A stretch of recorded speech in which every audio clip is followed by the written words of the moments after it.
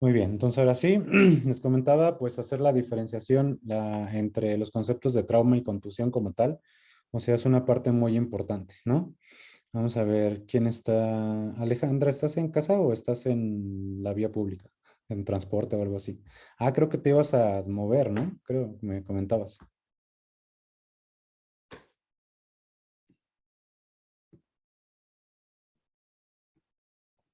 Ale, ¿andas por ahí? Sí, hola Doc. Ah, ¿qué tal? ¿No puedes encender tu cámara? No, aún no, déjenme llegar a No. donde tengo que llegar y ya la prendo, ¿vale? Ah, vale. Sí, no, no te preocupes entonces. ¿Quién está en su casa? A ver, Luis, que tú estás. ¿Qué diferencia entiendes tú entre trauma y contusión? Eh, Ya. bueno, trauma sería la definición de cualquier agente causa externa o cualquier diferente mecanismo, el cual ocasiona una lesión sobre el individuo o paciente. Ok, entonces una lesión, cualquier agente externo que ocasione una lesión sobre el individuo. Sí, que predominante sea anatómico Ok, o una sí, alteración anatómica. ¿y qué diferencia habría con una contusión? ¿Es lo mismo?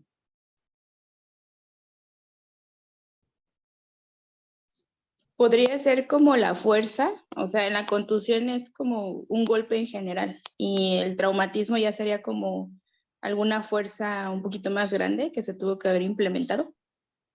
Ok, pues tienes un punto importante ahí, ¿no? ¿Y qué tendría que ver que la fuerza fuera mayor en uno y en otro? O sea, ¿qué diferencia habría? Vale, Mm, sí, no sé qué, pero ajá, sí. las lesiones que pueden presentar, por ejemplo, en el traumatismo puede tener mayor complicación que en la contusión. O sea, en la contusión a lo mejor no tiene tanta complicación como un traumatismo. Ok, pues así, es que la fuerza puede generar complicaciones, ¿no? Y ahí pues tendría que ver también el tipo de lesiones que se generan en uno y otro evento, ¿no? O sea, a ver, Diana, ¿qué andas por ahí también en tu casa? ¿Tú qué entenderías? ¿Qué diferencia encuentras entre una y otra? Pues traumatismo pienso que puede ser penetrante, o sea, hay distintos tipos de traumatismo y incluso yo consideraría la contusión un tipo de traumatismo. Ok, yes, yes, ¿qué andas en la sala?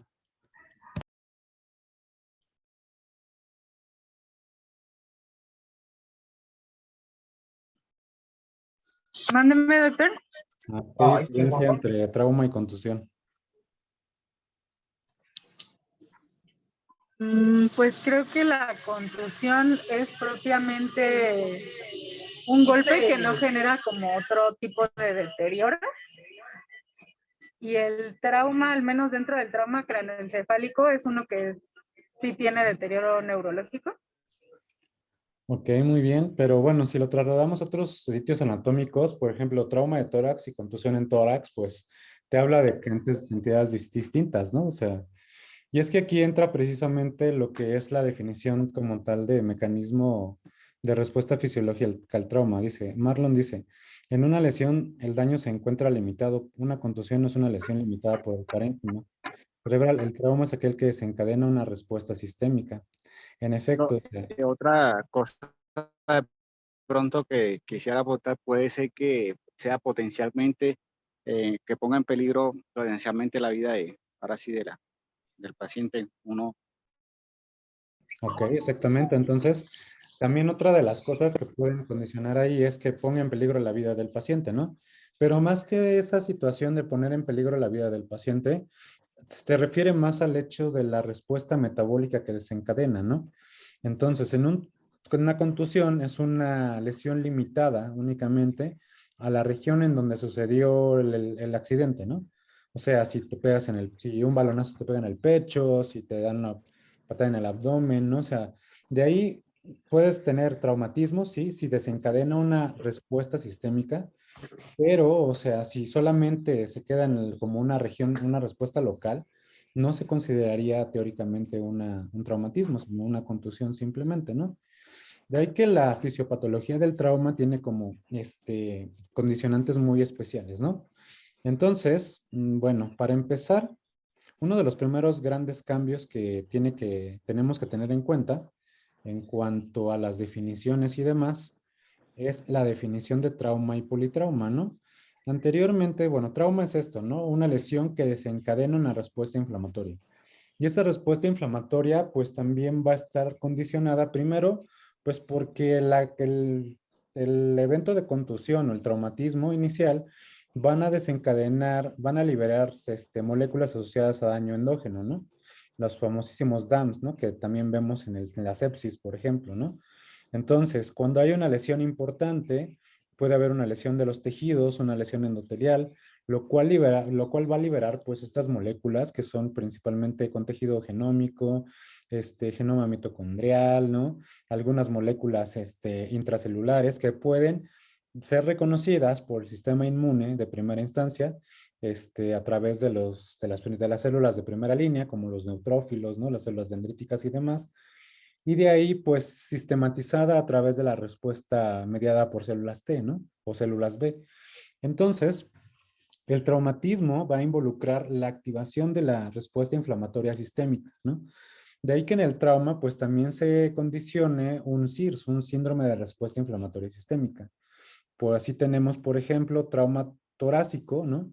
Entonces, el traumatismo genera lesiones que desencadenan la respuesta inflamatoria sistémica o por lo menos desencadenan la respuesta neurohumoral inicial, ¿no? Que es la respuesta del eje endocrino-adrenal en donde se libera catecolaminas para compensar el mecanismo inicial o si hay pérdida de volumen intravascular como en una hemorragia o algún otro evento o secuestra un tercer espacio, entonces se va a condicionar pues otra lesión que va a ser como una lesión secundaria. De ahí que siempre en los eventos de traumatismo, a partir de ahorita, vamos a ver que existen dos tipos de lesiones, una lesión primaria y una lesión secundaria, ¿no? La lesión primaria son los daños que se ocasionan de manera directa asociadas al mecanismo de lesión, ¿no? Te choca a alguien y se golpea contra el parabrisas, el volante, y se inserta en el tablero, ¿no? Entonces va a tener una lesión inicial por el golpe en la cabeza, por el golpe en el tórax, que pueden ser fracturas, hemorragias, ¿no? Traumas penetrantes, y eso le vamos a llamar lesión primaria, ¿no? De esa lesión primaria se van a desprender otros eventos fisiopatológicos que te van a ocasionar una lesión secundaria. Esa lesión secundaria se va a caracterizar o va a estar mediada por la respuesta inflamatoria sistémica. Y la misma respuesta inflamatoria sistémica va a estar mediando un síndrome que es el síndrome de, ¿cómo se llama? Hay aumento de la permeabilidad del endotelio, ¿no? Entonces, al aumentar la permeabilidad del endotelio, puede haber un secuestro de líquidos a un tercer espacio, una formación de un tercer espacio, y eso generar hipovolemia en el paciente. Aunque no es una hipovolemia real, una hipovolemia mediada porque está perdiendo sangre, es una hipovolemia mediada porque se está yendo el agua a los tejidos, ¿no? Entonces, esta misma respuesta inflamatoria va a ocasionar la respuesta procoagulante, ¿no? Entonces, puede haber coagulopatía asociada al traumatismo inicial y, y la hipoperfusión te va a generar acidosis, ¿no? Entonces, de ahí se forma la triada mortal, ¿no? Acidosis, hipercoagulabilidad y la hipotermia, ¿no? Que también está ahí mencionada en cuanto a los mecanismos que te van a matar al paciente en una etapa inicial o en una etapa, bueno, en una lesión secundaria, ¿no? Entonces, eso es lo que caracteriza un traumatismo, ¿no? Cosa que no todos los pacientes que llegan con contusiones lo tienen. De ahí la importancia de definirlo y de poder identificar a aquellos pacientes que están en riesgo de deterioro. La educación pasada, bueno, este es un esquema de lo que es el edema alveolar mediado por trauma. Ahorita vamos a hablar un poco más de esto. Pero la ocasión pasada les había mencionado algunas escalas para el diagnóstico del deterioro clínico. En trauma sí existen escalas específicas para valorar qué pacientes están deteriorándose, pero bueno, aquí vamos a entrar un poco en definiciones. Entonces, traumatismo es aquel evento traumático o por lesiones que condicionan la respuesta inflamatoria sistémica, ¿no? Y politrauma anteriormente era denominado cuando tenías dos o más traumatismos, bueno, dos o más regiones comprometidas, ¿no? Con lesiones que podían comprometer la vida. Actualmente esa definición ya está en desuso, ¿no? O sea, esta es la nueva definición que estamos ahorita utilizando, o la más reciente por lo menos, no es nueva, pues data de ahí del 2017, en donde dice que para que evidencies un politrauma tienes que tener más de 2 puntos de la escala resumida de severidad, ¿no? Entonces, que condiciona hipotensión como una presión sistólica menor a 90, incluye la escala de coma de Glasgow menor a 8, acidosis con un exceso de base mayor a 6, coagulopatía identificada por un INR mayor a 0.4, o un tiempo parcial de tromboplastina mayor a 40 segundos, y la edad también la incluye, ¿no? Esta definición es la definición de Berlín. Esta definición, les digo, se hizo por ahí de 2017 aproximadamente, y se hizo a través de varios estudios donde se evaluó precisamente muchas escalas, ¿no? Muchas escalas como el índice de severidad del trauma, el índice de choque, las escalas News también se valoraron en estos estudios, y ha sido valorada por diferentes estudios en etapas subsecuentes, ¿no? Esto es más o menos el estudio por el cual se realizó. Y sin embargo, bueno, lo que destaca aquí en esta parte es precisamente la parte de las variables, ¿no? Las variables que se asociaron a trauma, pues fueron precisamente la hipotensión mediada o evidenciada por la tensión arterial sistólica, la frecuencia cardíaca, la frecuencia respiratoria, y bueno, se vio que las definiciones como, bueno, politrauma, definido por 2 o más puntos de la escala abreviada de severidad, se asociaba significativamente a eventos como que paro cardiorrespiratorio, intubación, inserción de tubo torácico o necesidad de transfusión, ¿no? Entonces, dentro de esos estudios se vio que si el paciente tenía 2 o más puntos de esa escala, entonces los riesgos de provocar alguno de estos eventos eran muy altos, ¿no? Y bueno, aquí, por ejemplo, este mismo artículo nos habla de algunos otros eventos como lesión hepática, lesión esplácnica, o sea, que puede predecir alguno de estos eventos, ¿no? Hemotórax de manera significativa, hemoneumotórax, pues, contusión pulmonar. Y pues bueno, al final la sensibilidad y especificidad que se le dio, pues también fue bastante alta. ¿Untas? Eso lo tengo por acá. Déjame ver acá. No me acuerdo dónde la tenía, pero ahorita se las busco. En donde se comparaba precisamente varias escalas. Bueno, esa era para otra cosa, perdón. Esa era para traumatismo craneoencefálico. Pero entonces, el politrauma o el traumatismo ya está definida por otras variables, ¿no? Ya no está definido solamente porque tenga 2 o más sitios anatómicos comprometidos o lesiones que pongan en peligro la vida. De hecho, en este estudio se evaluó precisamente eso, ¿no? O sea, el ver la significancia de esta escala comparada con la definición tradicional. Y pues bueno, se vio que la sensibilidad o que era más sensible o más significativa para predecir estas lesiones, ¿no? Entonces, esta es la definición actualmente que tenemos de politrauma. Y el politrauma, pues como les digo, desencadena una respuesta inflamatoria sistémica que si la vamos regionalizando, pues puede ir acompañada de varios eventos, ¿no? Entonces, a nivel pulmonar, pues bueno, esta misma respuesta inflamatoria, pues va a estar mediada por los macrófagos alveolares, los cuales van a identificar las DAMs y van a desencadenar la respuesta inflamatoria. Esta respuesta inflamatoria se vuelve bastante severa, entonces, pues puede ocasionar un edema agudo pulmonar no cardiogénico, ¿no? Lo que evidenciamos como un SIRA, y la necesidad de intubación o de manejo mecánico ambulatorio, ¿no? Entonces, eso es lo que les mencionaba acerca también de los cambios de la permeabilidad endotelial. El síndrome de aumento de la permeabilidad endotelial va a ocasionar precisamente lesiones a nivel del cerebro, a nivel de pulmones, a nivel del intestino, Y cada una de estas pues va a tener diferentes consecuencias, ¿no? En un paciente con politrauma, o sea, si el intestino es una de las principales fuentes de respuesta inflamatoria sistémica, ¿no? En este caso, pues bueno, existe la lesión a nivel intestinal, la hipoperfusión que va a generar el traumatismo a nivel intestinal, va a condicionar, pues en una etapa inicial, permíteme, una respuesta, una hipoperfusión, y eso va a condicionar también la translocación bacteriana, ¿no? Entonces, bueno, ahorita, no sé, creo que está intentando entrar Eric, pero ahorita déjenme ver si lo puedo. Ya entras, no ha entrado Eric, ¿verdad?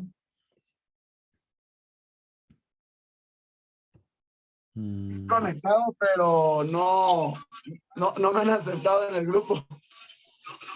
No, se supone que con el, ¿cómo se llama? Con el ID puedes entrar directo. De hecho, a ninguno he tenido que aceptar, todos entran directo. Pero, si ¿quieres intentarlo otra vez? No. Ahí veo.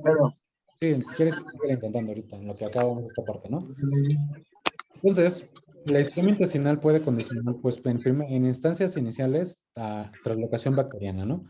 Y secundariamente, pues, también puede ocasionar un secuestro de líquidos a nivel de esa misma zona, de nivel abdominal, ¿no? Entonces, es uno de los principales mediadores de las complicaciones que puede tener el paciente con politrauma. Mm,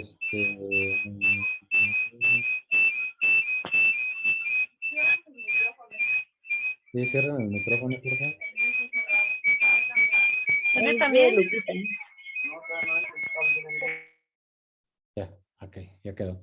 Es que si hay como dos o más personas en la misma sala, como que se forma el eco, ¿no? Sí, que si tienen el micrófono activado. Entonces, si están en la sala, o sea, que uno apague el micrófono y otro lo prenda para que de esa manera, pues, vayan, si quieren hablar y así, ¿no? Pero bueno, entonces el intestino es una de las principales, ¿no? Esa lesión intestinal, aparte de producir la translocación bacteriana, va a provocar lo que conocemos como hígado de choque, ¿no? A través de la migración de las bacterias a lo que es la circulación portal, estas van a llegar a los enterocitos y a través de los macrófagos locales, pues van a desencadenar también la respuesta inflamatoria ahí, ¿no? Y eso va a ocasionar, pues, va a ser uno de los condicionantes principales también de la coagulopatía, además de la activación de la cascada de la coagulación mediada por mecanismos serológicos. Entonces, eso es una. Las extremidades pueden ocasionar, o el traumatismo en las extremidades puede ocasionar lo que conocemos como rhabdomiólisis, ¿no? Entonces, la compresión de las extremidades, que también es un evento que no se da que no se da muy frecuentemente, entonces puede ocasionar dos cosas, ¿no? Primero, rhabdomiólisis y segundo, un síndrome de Crush. Un síndrome de Crush es el síndrome de isquemia reperfusión asociado a compresión de las extremidades, ¿no? No sé si recuerdan una película de suspenso que es, no me acuerdo, se queda atrapado un chico en un cañón creo que allá en bueno, en el cañón del Colorado, algo así. Su brazo se queda atrapado y, ¿cuál?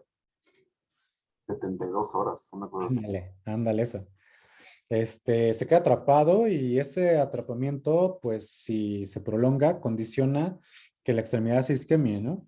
Sin embargo, cuando la isquemia se libera, pues esa extremidad que está pues ya con falla, ya con la respuesta activada, entonces pues puede generar un síndrome de reperfusión, ¿no? Que es lo que vemos como por aquí en esta imagen que está por acá, en este cuadrito, acá está, ¿no? Entonces, el síndrome de isquemia reperfusión también es otro de los condicionantes importantes en la disfunción del paciente que tiene politrauma. Se libera histamina, se liberan complementos, la isquemia misma libera metiljantinas, hipojantinas y la reperfusión por el acúmulo de detritus, bueno, de la llegada del oxígeno va a generar especies reactivas de oxígeno, lo cual va a ocasionar daños a la microcirculación, liberación de ácido úrico, que también va a estar mediada por la jantinoxidasa, y esa también va a generar, va a generar lesión renal, ¿no? Entonces, la disfunción renal en el paciente puede estar mediada, uno, por la hipoperfusión, 2, por la rhabdomiólisis que se puede generar, y 3, pues por el mecanismo de isquemia reperfusión, si es que lo llega a haber, ¿no? El mecanismo de isquemia reperfusión básicamente es exclusivo del síndrome de Crush en el contexto del trauma, ¿no? Hay otros eventos que sí lo pueden llegar a tener, pero en el traumatismo, el síndrome de Crush es lo que más va a condicionar, ¿no? Además de que se pueden desencadenar alteraciones hidroelectrolíticas en este nivel, como hipercalemia, ¿no? Que también puede generar arritmias severas y puede ocasionar la muerte del paciente, ¿no? Entonces, ese es otro de los eventos fisiopatológicos que ocurren en el politrauma. A nivel cardíaco, pues también va a haber deterioro por la misma respuesta inflamatoria sistémica, un síndrome parecido a lo que es la sepsis o el daño cardiovascular por sepsis, ¿no? A nivel pulmonar, pues también puede ocasionar hipoxemia por la respuesta, por la lesión pulmonar que se asocia a la respuesta inflamatoria. Y el riñón, pues bueno, va a ser uno de los órganos diana que va a recibir el daño, pues, que se va a asociar a los mecanismos fisiopatológicos, ¿no? Entonces, estos son como las grandes consecuencias de un paciente con politrauma. Y pues acá, bueno, aquí es lo que les decía, uno de los principales contribuyentes al daño pulmonar, la liberación de DAMS y PAMS. Las PAMS no son tan frecuentes en el contexto del trauma. Sí pueden ocasionarse si hay trauma penetrante o hay, seguramente sí las va a haber, pero o cuando hay traslocación bacteriana, pero en el contexto del trauma puro, o sea, solamente las DAMS van a ser las que van a condicionar el daño en estos eventos, ¿no? Y pues la liberación de citocinas, la presencia o la activación de los macrófagos alveolares, lo cual va a aumentar la permeabilidad del endotelio a nivel pulmonar o de la membrana alveolocapilar y condicionar el edema agudo pulmonar, ¿no? Entonces es otro de los condicionantes aquí. Otro de los puntos importantes, nosotros conocemos pues la triada mortal, ¿no? Que es coagulopatía, hemorragia y hipovolemia, ¿no? Bueno, coagulopatía, acidosis e hipotermia, ¿no? Que es lo que va a ocasionar el trauma. Actualmente pues también se habla del círculo de los cuatro círculos que interactúan para la mortalidad en el trauma, ¿no? Que es con la coagulopatía, que va a estar mediada por los mecanismos que ya les mencioné, la hemorragia, que va a ocasionar hipovolemia, hipoperfusión e hipoxemia en los tejidos, hipoperfusión más que otra cosa, la hipotermia, que va a contribuir también a la coagulopatía, y el daño tisular, que es lo que va también a activar la respuesta inflamatoria al trauma, lo cual va a generar un daño endotelial, va a aumentar la permeabilidad del endotelio y va a ocasionar disfunción inmunológica en estos pacientes, ¿no? Entonces, actualmente también es otro de los puntos que se tienen en consideración. Tratar cada uno de estos puntos es importante, ¿no? También, ¿no? O sea, si tratamos la hemorragia, estamos tratando la acidosis también. Si tratamos la coagulopatía, estamos previniendo, pues, que haya mayor disfunción. Si controlamos el daño a los tejidos, también podemos nosotros mejorar el pronóstico del paciente. De esta manera, pues bueno, hay como dos grandes puntos. Esto ya no. ¿Qué vamos a hacer con el paciente con politrauma, no? Entonces, en un primer acercamiento, pues bueno, es identificar, pues precisamente al paciente potencialmente complicable, ¿no? Para eso, pues podemos echar mano de la definición de Berlín, ¿no? O sea, identificar qué paciente tiene estas condicionantes, hipotensión, alteraciones neurológicas, ¿qué más tenía esta madre? No. Acá está.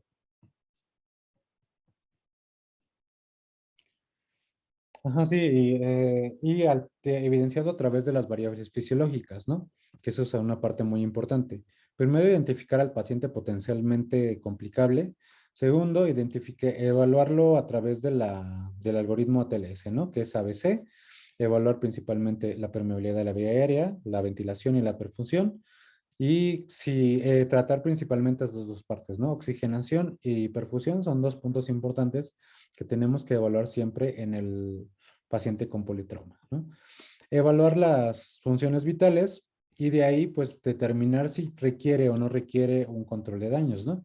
En un mundo ideal, pues, bueno, si estuviéramos en un hospital de trauma, así con muchas cosas, o sea, una vez que identificamos al paciente con algún daño severo a nivel abdominal o torácico, pues ese paciente entra a control de daños, ¿no? ¿Qué es el control de daños? A ver, ¿quién me lo quiere decir? Yo ya no digo eso. A ver. Bien, una vez que un paciente tiene una lesión con la cual es encontrado, un ejemplo un poco drástico sería un paciente que presenta una amputación, evidentemente ya no se podría revertir ese daño y el control en ese contexto sería la aplicación de algún torniquete para evitar un shock hipovolémico por la hemorragia masiva. Ese sería una especie de control de daños.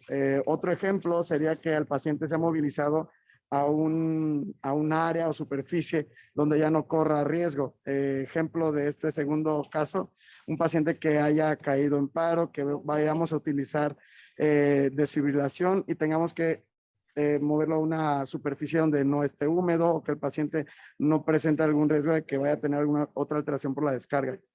No sé si con ello... Pues sí, esa es la gran idea del control de daños, ¿no? ¿Alguien más que quiera comentar algo más sobre esto? Son todos los procedimientos los cuales nos compran tiempo y, ¿cómo decirlo? Abordan de una manera inicial al paciente para poder ser valorado, que pase una valoración o intervención secundaria después de que estabilicemos al paciente. Por ejemplo, un traumatismo pélvico es muy común que haya disección de las arterias ilíacas y por eso mismo tiene que pasar a un empaquetamiento primario. Después de que se estabiliza el paciente, pasa a una terapia intensiva, el empaquetamiento por el control de daños y posteriormente que el paciente esté estable, lo hayamos transfundido, hayamos corregido acidosis, hipovolemia, sangrado, todo ese tipo de cosas, puede pasar a una revisión secundaria donde ya se hacen los procedimientos los cuales van a dar una resolución definitiva al paciente. En efecto, entonces el concepto de control de daños el concepto clásico de control de daños es el que menciona Luis, ¿no? Ese es el concepto de, ok, vamos a detener el evento agudo, vamos a contenerlo y de ahí después en un segundo tiempo vamos a resolverlo totalmente, ¿no? Entonces, el concepto de control de daños surgió precisamente en las salas de cirugía de trauma y es, pues, primeramente controla la hemorragia. ¿Qué está sangrando? Controla lo que esté sangrando, ¿no? Y que es el empaquetamiento, ¿no? Entonces, en un primer tiempo quirúrgico, metías al paciente solamente a revisar qué estaba sangrando y contenías el sangrado, ¿no? No te detenías a suturar perfectamente los vasos sanguíneos o no te detenías a suturar el hígado, ¿no? O sea, o bueno, lo que hacías era meterle compresas para que la hemorragia se detuviera y de esa manera, pues, ganar tiempo, lo que mencionaba, ¿no? Sin embargo, el concepto de control de daños también se puede trasladar a la sala de urgencias, ¿no? Nosotros como urgenciólogos, ¿qué medidas de control de daños podemos hacer? Pues así como mencionaba Luis, en una fractura de pelvis lo podemos estabilizar la pelvis para que deje de sangrar. En un tórax inestable lo que podemos hacer es neumatizar la fractura, bueno, hacer una fertilización neumática, intubando al paciente y tratando de estabilizar esas fracturas y también que dejen de sangrar. En un tórax, un neumotórax a tensión, pues es el descomprimir el tórax como tal y vaya... A ver, se nos fue Horacio, sí. No sabe si pasó. Pasó por un túnel, yo creo.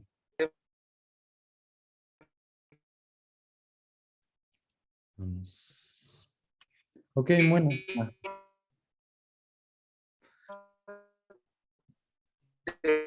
Dependiendo. Sí, se marchó. No, creo que ahorita que Perdón, sí me escuchó. ya te oyes otra vez ya, a ver. Perdón, doctor. Entonces, le comentaba, como dice Luis, pues dependiendo de las lesiones que tenga el paciente, en una fractura de pelvis, pues tenemos que estabilizarla, ¿no? Tenemos que estabilizar esa pelvis para que deje de sangrar.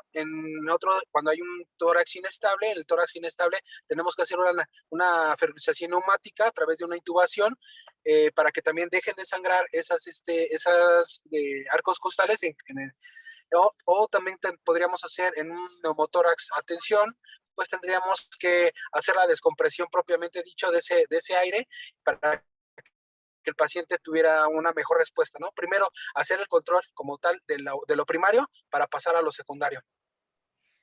Ok, muy bien. Entonces, exactamente, o sea, contener la hemorragia y resolver las lesiones potencialmente mortales o las que ponen en peligro inmediatamente la vida son como las prioridades que tendríamos que nosotros tener en el momento de la evaluación del paciente con politrauma, ¿no? Y como mencionaba Eric también, o sea, un modo de control de daños también es, pues, contener la hemorragia a cualquier nivel, ¿no? O sea, identificarla y ponerle, comprimirla, ¿no? O sea, comprimir el sitio y también, pues, en paralelo, además de controlar la pérdida de volumen, pues ir reponiendo lo que se va perdiendo, ¿no? Las transfusiones en el área de urgencias, ¿no? O sea, todo esa, la intubación para el paciente que está con deterioro respiratorio, ¿no? Los cuidados neurológicos del paciente que está con daño neurológico, y todo eso, o sea, son medios primarios o iniciales de control de daño, ¿no? En donde nosotros de manera inicial estamos conteniendo el evento para que de esa manera se pueda dar tiempo a resolverlo ya de manera definitiva lo que esté condicionando, ¿no? Nosotros en un trauma penetrante de abdomen, pues no vamos a meternos a operarlo, ¿no? O sea, no vamos a abrirlo y a coser intestino o a comprimir hígado, ¿no? Nosotros ahí lo que podemos hacer es precisamente identificar el choque y tratarlo mediante los medios que tengamos, ¿no? Pero esas serían como las terapias iniciales que nosotros podemos ofrecer. Y uno de los medios de control de daño que bien mencionaba Horacio es precisamente una fractura de pelvis, ¿no? Fijarla en el área de urgencias, ¿no? Eso sí se puede hacer por medio por los medios que tenemos actualmente, incluso en el servicio, ¿no? Pero serían como unos ejemplos precisos o concretos de lo que podemos hacer dentro de la sala, ¿no? Entonces, el concepto de control de daños es un concepto que en su momento revolucionó mucho el tratamiento de los pacientes con choque, porque antes era de tratamientos resolutivos en el momento, ¿no? Y eso quitaba tiempo y eso complicaba al paciente, y eso te daba pauta también a hipercargar o sobrecargar al paciente de líquidos y también pues con las condicionantes deleterias que esto llevaba, ¿no? Pero actualmente este concepto fue lo que vino a cambiar un poco el tratamiento en estos pacientes, ¿no? Ya en un segundo tiempo, ya una vez que contuviste la lesión inicial, iniciaste las medidas iniciales, entonces en un segundo tiempo ya puede entrar a una terapia intensiva para mejorar o para vigilar las variantes hemodinámicas o de perfusión y demás y tratar de mejorarlas, ¿no?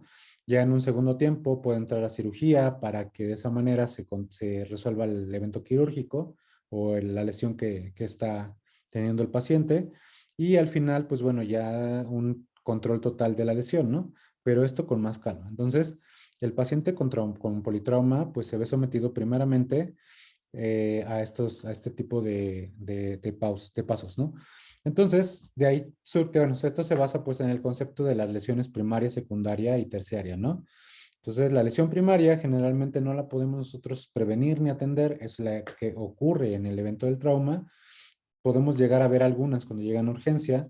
La lesión secundaria es la que se desencadena por la respuesta inflamatoria sistémica o la hipoperfusión. Y la lesión terciaria, pues es la disfunción orgánica que va a ocasionar subsecuente a la activación de la respuesta inflamatoria, ¿no? Entonces, ese patrón de respuestas en 3 pasos o en 3 puntos es el que siempre vamos a ver en el paciente con politrauma, ¿no? O sea, la mortalidad también se relaciona con estos eventos, ¿no? O sea, la mayor mortalidad se presenta en el primer evento y depende de las condicionantes del accidente, de la edad del paciente, de las comorbilidades que se tenía, ¿no? La segunda ola de muerte se ocasiona por la lesión secundaria, ¿no? Y la tercera ola por la disfunción orgánica que provoca el mecanismo al final, ¿no? Entonces, a grandes rasgos, es como la parte de lo que es el politrauma o respuesta inflamatoria o respuesta metabólica al trauma, ¿no? Lo importante aquí, pues, es primeramente reconocer el estado de choque. Segundo, pues, reconocer el compromiso de la vía aérea, reconocer las lesiones potencialmente mortales y tratarlas.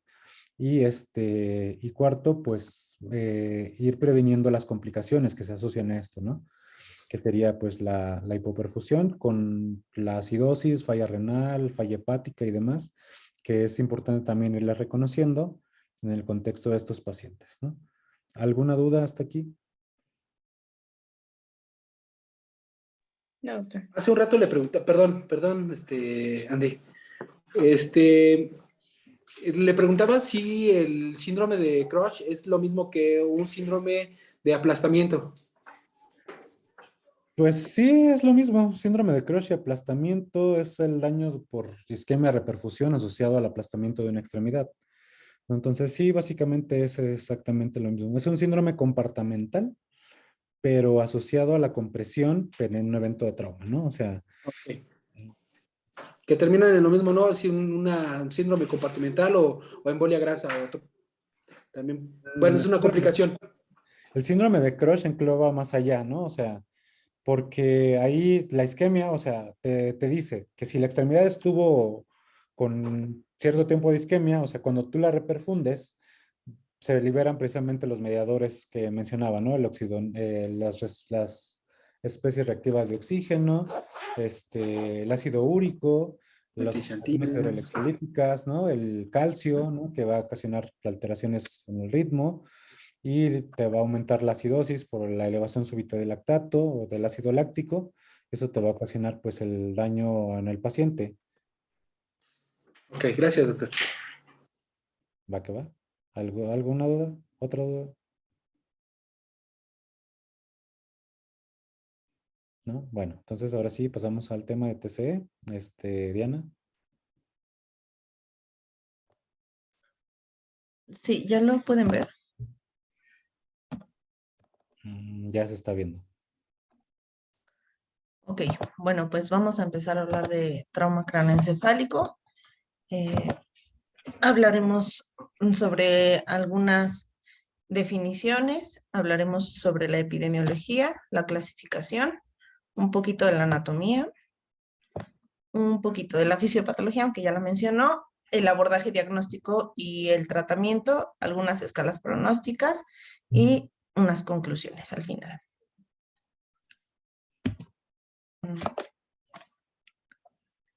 Ok.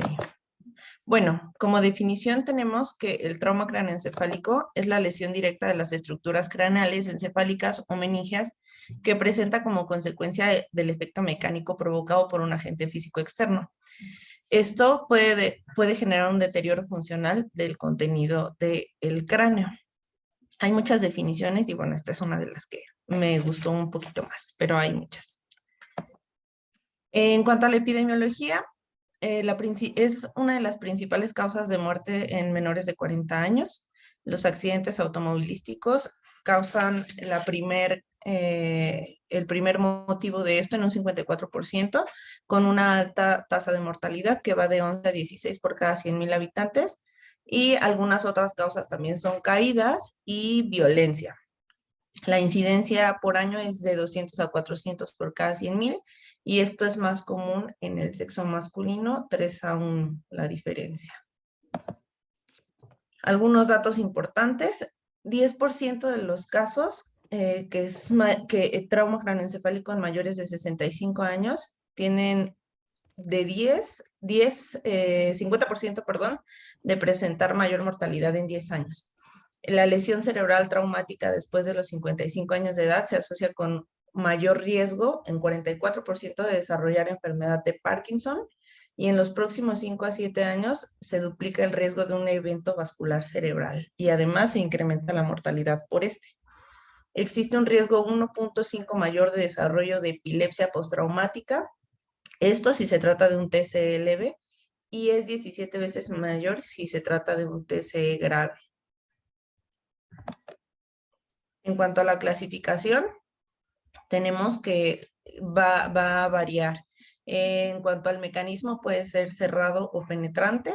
En cerrado tenemos de alta velocidad. En general son estas las colisiones por vehículos y las de baja velocidad. Y en penetrantes pueden ser por armas de fuego o por otras lesiones penetrantes. De acuerdo a su gravedad, los vamos a clasificar en leve, moderado, grave. Esto de acuerdo a la escala de coma de Glasgow. La clasificación de acuerdo a su morfología puede ser debido a las fracturas de la bóveda o de la base. Estas en bóveda pueden ser lineales o estrelladas, deprimidas, no deprimidas, abiertas o cerradas.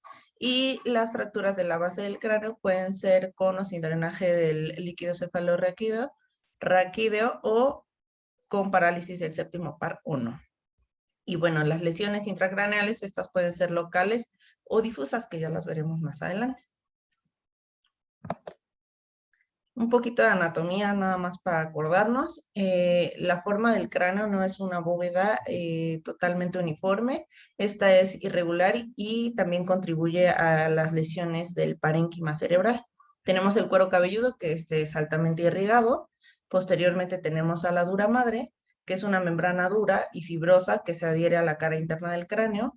Entre la dura madre y el aracnoides tenemos el espacio epidural, que es el espacio entre estas y el cráneo. Después tenemos al aracnoides, que es una capa delgada y transparente. Esta está por debajo de la dura madre. Entre aracnoides y pia madre está el espacio subdural. Y por último tenemos el espacio subaracnoideo, que es aquí en donde se encuentra el líquido cefalorraquídeo. Bueno, en cuanto a un poco de la fisiopatología y el mecanismo del trauma, encontramos algo que se conoce como la doctrina de Monroe-Kelly. Y esta nos habla de las cavidades dentro del cerebro. Estas, al incrementar tenemos aquí como en la imagen de este lado, ¿cómo lo puedo? Ajá, tenemos el volumen venoso, el volumen arterial, lo que incluye el cerebro o el parénquima, y el flujo sanguíneo cerebral. Este siempre se mantiene en equilibrio. Y al aparecer un cuarto, que ya puede ser una masa, puede ser un hematoma, puede ser líquido, entonces comienza a alterar las otras cavidades. Generalmente el flujo sanguíneo cerebral es el que comienza a elevarse.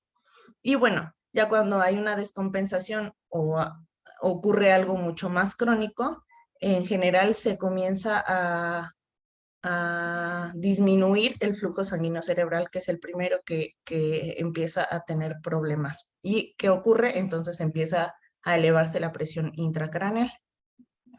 La presión craneal normal va menor a 10 milímetros de mercurio, pero se ha visto que en adultos puede mantenerse todavía la perfusión cerebral de 10 a 20, en niños de 3 a 7 y en recién nacidos de 1.5 a 6 milímetros de mercurio.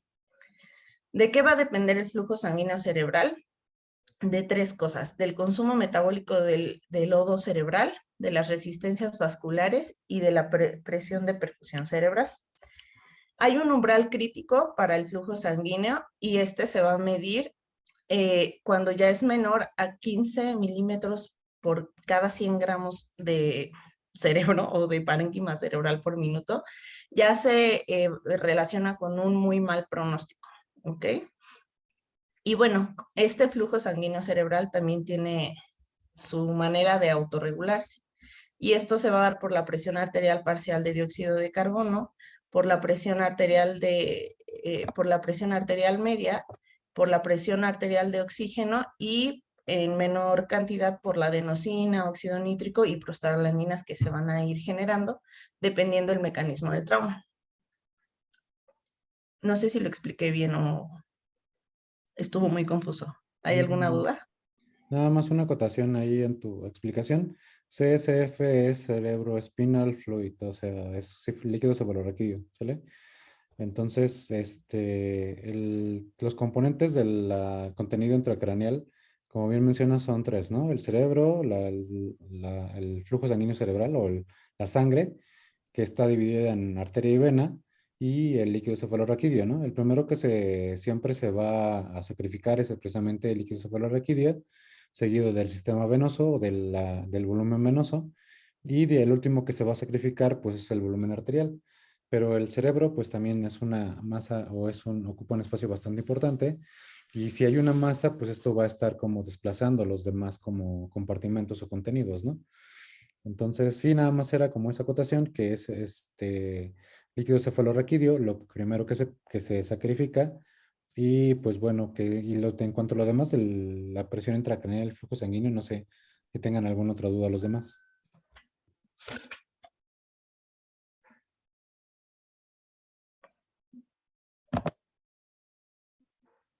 Sería nada más explicar en qué consiste la doctrina de Monroe-Kelly para que quede claro para los demás. Ok. Bueno, lo explico sencillo. Básicamente la doctrina de Monroe-Kelly, que hablaba más acerca del cráneo de un adulto más que en niños, habla de que el cráneo es una especie de contenedor inamovible sólido que va a mantener un mismo flujo que no debería de estar modificado. Y para ir manteniendo esta misma presión, se tendrían que alterar cualquiera de sus tres contenidos.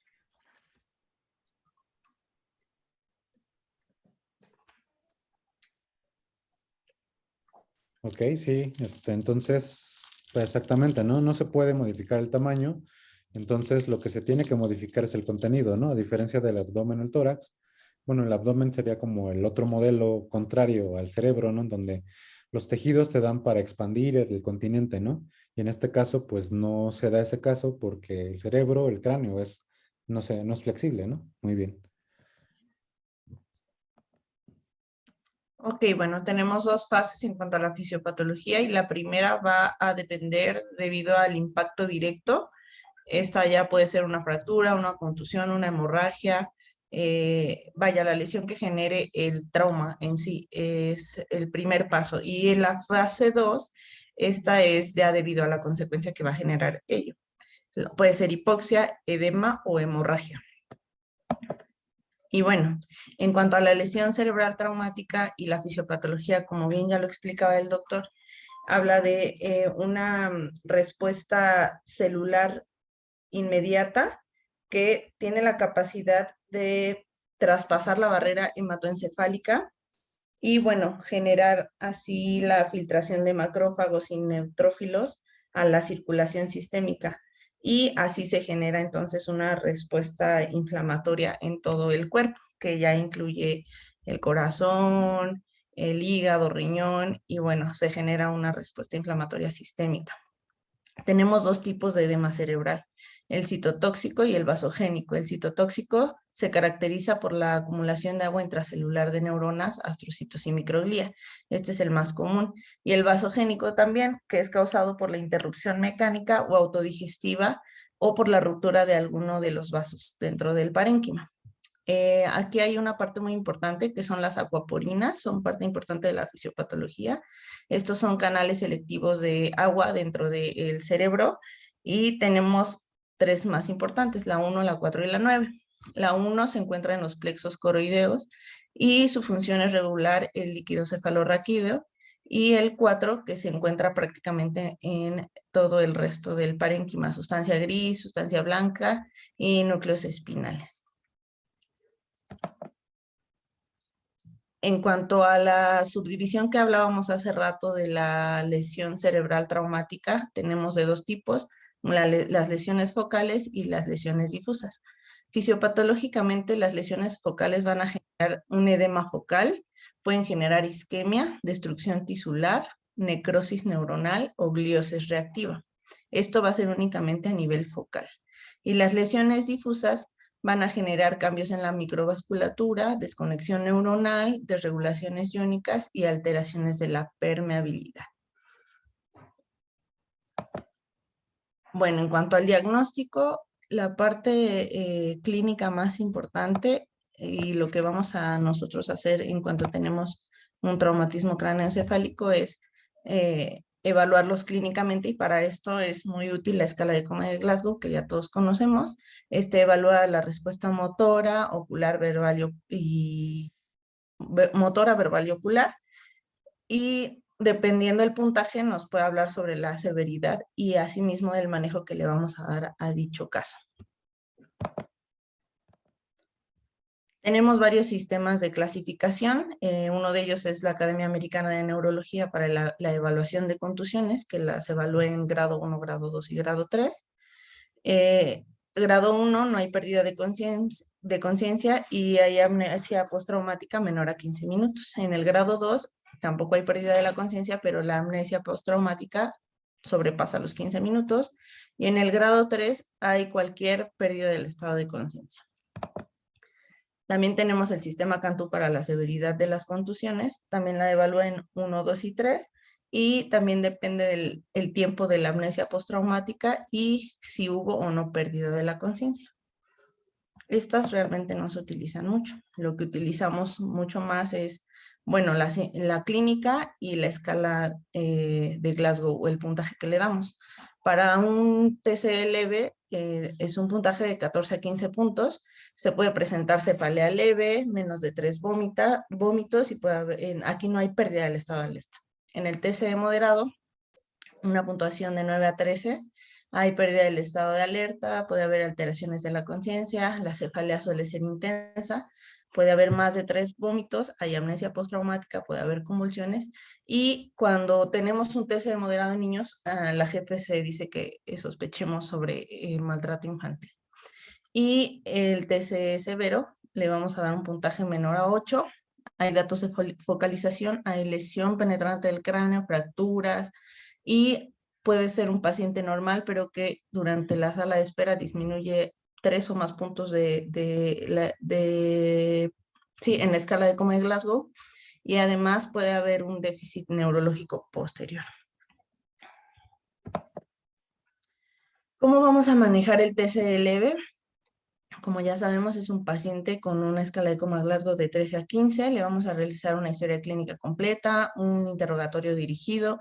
Vamos a tener que conocer el mecanismo de lesión, si hubo o no presencia de amnesia y si hay o no cefalea. Generamos un examen clínico para excluir lesiones sistémicas, un examen neurológico limitado, y aquí vamos a evaluar si necesita o no estudios de imagen.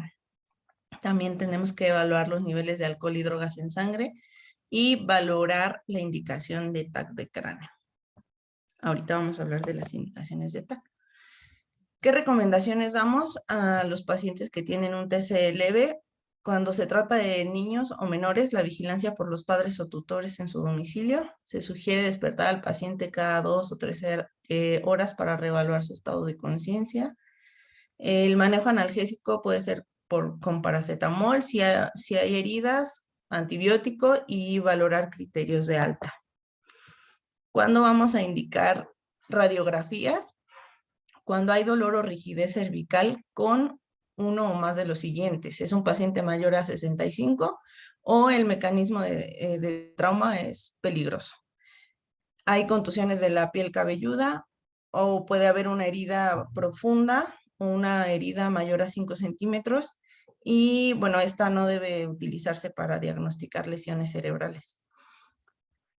¿Cuándo indicar un ataque de cráneo? Cuando hay más de un factor de riesgo o signos de alarma. Los signos de alarma son en general, son muchos, pero pueden ser vómitos en proyectil, convulsiones, datos de focalización, las fracturas de huesos largos, desaturación, cefalea persistente, consumo de drogas, fracturas del cráneo, hipertensión, síncope, amnesia, y en los niños puede haber irritabilidad. ¿Cuándo vamos a dar un alta a un TCE leve? Cuando hay ausencia de los datos de alarma posterior a un periodo de observación de más de 24 horas o cuando tenemos un ataque de cráneo normal. Y también es muy importante siempre dar de alta a un paciente que vaya acompañado del tutor cuando se trata de menores, que hay que darles datos de alarma, ¿no? En caso de que los presenten, bueno, tienen que volver al área de urgencias. ¿Cómo se define el TCE moderado severo? Bueno, este es el traumatismo en el que se encuentran manifestaciones o condiciones asociadas con mal pronóstico por riesgo de complicaciones intracraneales y la probabilidad de la indicación de un procedimiento quirúrgico y el aumento de la mortalidad. En este tipo de traumas ya se puede evaluar la intervención neuroquirúrgica en las siguientes 8 horas. ¿Cómo lo vamos a manejar? De igual manera, un interrogatorio directo, una historia clínica rápida, se realizan análisis de sangre y se solicita un TAC de cráneo. Si en ese momento es necesario, se tiene que trasladar a una unidad que tenga el servicio de neurocirugía. Si el paciente mejora, que es en la mayoría de los casos, se puede dar un alta cuando proceda y se le da seguimiento. Si el paciente en vez de mejorar se deteriora, se puede repetir la tomografía y se inicia el manejo del traumatismo craneoencefálico severo. Según el ATLS, las indicaciones de TAC de cráneo, que es el estándar de oro, es un paciente mayor a 65 años, fracturas de la base del cráneo o fracturas expuestas, pérdida de la conciencia de más de 5 minutos, amnesia previa al TCE de 30 minutos, perdón, aquí es posterior al TCE, 30 minutos, cefalea intensa, déficit neurológico focal, coagulopatía o historia de hemorragia, alteraciones de la coagulación o si el paciente está con un tratamiento anticoagulante activo. Mecanismo traumático peligroso es una caída de una altura mayor a 1 metro o mayor a 5 escalones, carga axial sobre la cabeza, atropellamiento por un vehículo, más si el paciente iba en bicicleta, colisión entre vehículos y accidente automovilístico en vuelco.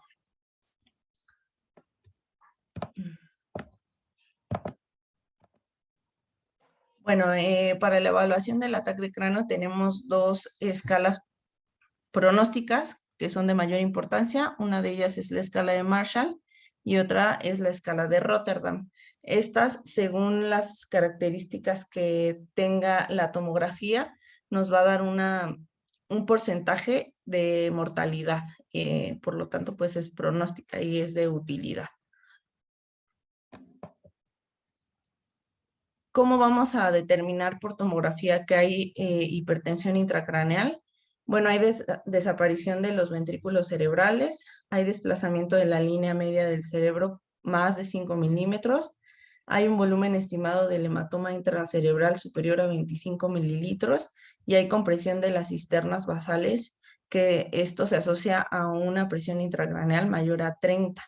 No todas tienen que estar presentes, pero bueno, son datos de hipertensión cerebral en una tomografía. Y también hay biomarcadores que pues jamás he visto que se utilicen, pero estos son por laboratorio. Hay proteína S100B que se encuentra en los astrocitos, enolasa específica de neurona, interleucina 6 y proteína ácida fibrinal, que estas nos hablan de también un pronóstico en cuanto a un trauma craneoencefálico.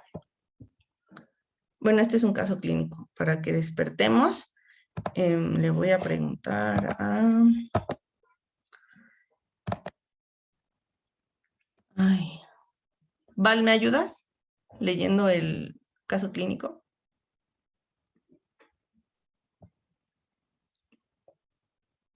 ¿Vale? ¿A quién le dijiste para qué? A Vale. ¿O quién está por ahí? El que quiera. Bueno, te apoyo con esto. Caso clínico. Está usted de guardia y recibe un hombre de 25 años lesionado por choque automovilístico. Es admitido a urgencia, sus pupilas reaccionan lentamente y sus ojos se abren al estímulo doloroso. No obedece órdenes, pero emite sonidos incomprensibles. Su brazo derecho está deformado y no responde a la presión. Sin embargo, su mano izquierda se dirige hacia el estímulo. ¿Cuál es su puntaje de la escala de coma de Glasgow?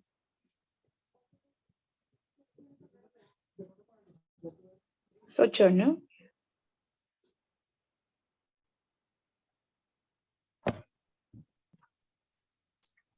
¿Sí? Es 9, ¿no? Si quieren, hagamos el ejercicio, ¿va? Retira, flexiona. La última no me quedó claro, pero es que no alcanzo a ver muy bien. Según yo, le saqué 8, pero creo que sí puede ser entre 8 y 9. Sus ojos se abren al estímulo doloroso. Ahí lleva 2. No obedece órdenes, pero emite sonidos incomprensibles. 2. Los 2. Y dirige hacia el estímulo. Ajá. Esas sí serían las 5. Si Entonces, localizan cinco, dolor, nueve. serían 9 Nueve. en total. Sí, es 9, la respuesta es 9. La verdad es que parece fácil, pero cuando llega una ambulancia y luego me preguntan cuál es el Glasgow, pues me dan ganas de sacar mi tablita y empezarlo a evaluar así, porque no sé si esto es cuestión de práctica, pero bueno, sí, no es Es tan fácil. válido. no está mal, está bien que lo Sí, hagas así, exacto. de hecho. Está bien. Bueno, hablábamos de las lesiones cerebrales, las difusas y las focales. Las difusas pueden ser contusiones moderadas hasta lesiones hipóxicas severas. Aquí puede haber déficit neurológico, pérdida de la conciencia y o puede haber también un ataque normal. Y en cuanto a las focales, tenemos el hematoma epidural, el hematoma subdural, contusiones y hematoma cerebral.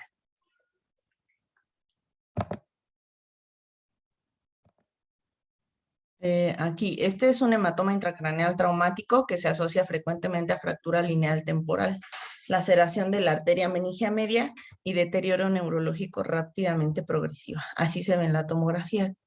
¿Qué tipo de lesión es?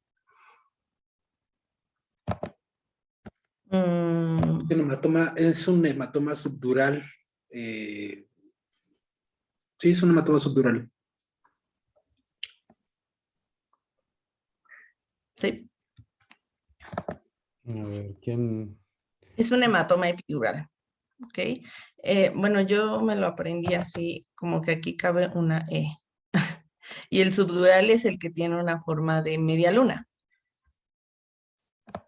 Este es un hematoma epidural. Ajá, fuera de la duramadre son raros, tiene una forma biconvexa o lenticular, son más comunes en la región temporal o temporoparietal, se asocia a fractura de la porción escamosa del hueso temporal y estos son secundarios a la lesión de la arteria meningia media y también puede presentar lesión de un seno venoso. Su forma clásica siempre hay o generalmente siempre hay un tiempo de lucidez entre la lesión y el deterioro neurológico. Aquí hay otro caso clínico. Es un joven de 25 años que presentó un accidente automovilístico al impactarse sobre su moto en un árbol. Antes de su ingreso a urgencias se le tomó un ataque y a la exploración presenta una escala de coma de Glasgow de 6 puntos. Le envían la siguiente imagen. ¿Cuál sería el siguiente paso en el manejo del paciente?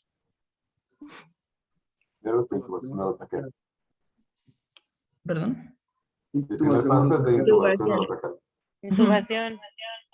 Sí, gracias. No, primero tienes que evaluar a tu paciente. Primero acaba de llegar a urgencias y tienes que hacer Puntos de anestesia. Glasgow, Horacio. Después de- Ya lo valoraste, güey. ¿Y cuál es el diagnóstico del paciente según el hematoma? Es un Un hematoma hematoma subdural. Sí, muy bien.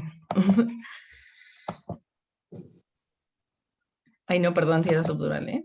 El hematoma subdural justamente tiene la forma de media luna o de hoz. Este corresponde al 30% de los TCE severos. Secundario desgarro de las venas de la corteza cerebral, siguen el contorno del cerebro y producen más daño que los epidurales. Estos se asocian a un daño del parénquima cerebral de manera concomitante.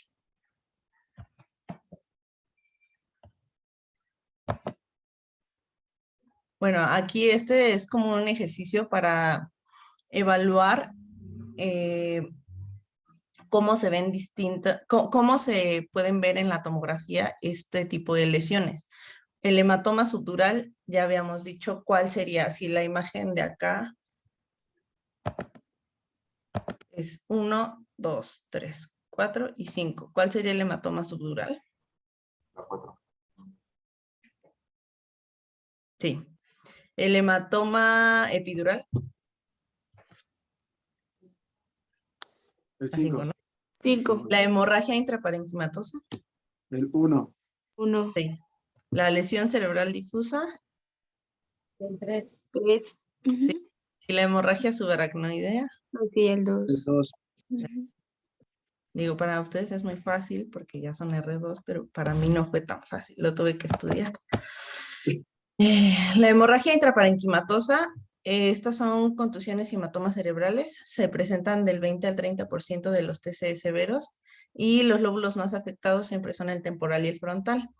Este hematoma puede crecer y cuando ocurre esto se requiere TAC a las 12 y a las 24 horas a partir de la inicial y se requiere manejo quirúrgico inmediato si se evidencia el crecimiento de este. Este es otro caso clínico. Un paciente que sufrió un accidente un accidente en motocicleta es llevado al área de urgencias por presentar un traumatismo cráneoencefálico y a su llegada el paramédico les comenta que el paciente solo dice palabras que no entiende, retira los estímulos, pero no abre los ojos. ¿Cuál sería el manejo en ese momento? Se supone que sería idealmente realizar un estudio de imagen, pero sería mejor intubarlo dado el Glasgow menor a 8. Sí, justamente, porque a veces se nos olvida que el manejo es de acuerdo a la secuencia de la evaluación inicial y a la ABCDE. Vía aérea, restricción del movimiento de la columna cervical, respiración, ventilación, circulación, déficit neurológico y exposición. Ya después a todo eso, entonces ahora sí, solicitar las imágenes pertinentes. Y bueno, doctor Eric, si gusta continuar. Gracias. Pues continuando con el manejo del traumatismo craneoencefálico, lo clasificaríamos en grave, dado que la puntuación de coma de Glasgow sería igual o menor a 8. Como ya había dicho Diana, si vemos un paciente en esta condición y pese a que no tengamos todavía un estudio de imagen, lo ideal es dar prioridad a la vía aérea. Sería dar una admisión a una unidad de cuidados intensivos de manera ideal y consultar a neurocirugía de ser necesario, y se iniciaría el tratamiento. El tratamiento no necesariamente estaríamos hablando de un proceso quirúrgico, sino serían medidas o metas de neuroprotección.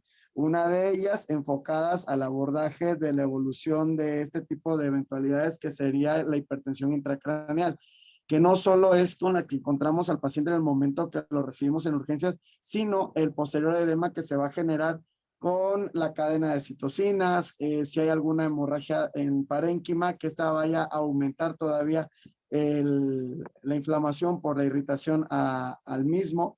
Se tiene que hacer una reevaluación neurológica para que nosotros veamos si hay alguna especie de, y perdón con la palabra, de estancamiento, o si el paciente continúa todavía con un déficit. Pese a que el paciente esté intubado, hay algunos signos que se podrían explorar que son considerados como signos atávicos, con una sedación ligera, o incluso reflejos como el corneal, que nos darían pauta para saber si hay una probable muerte cerebral dependiendo del mecanismo de traumatismo del paciente.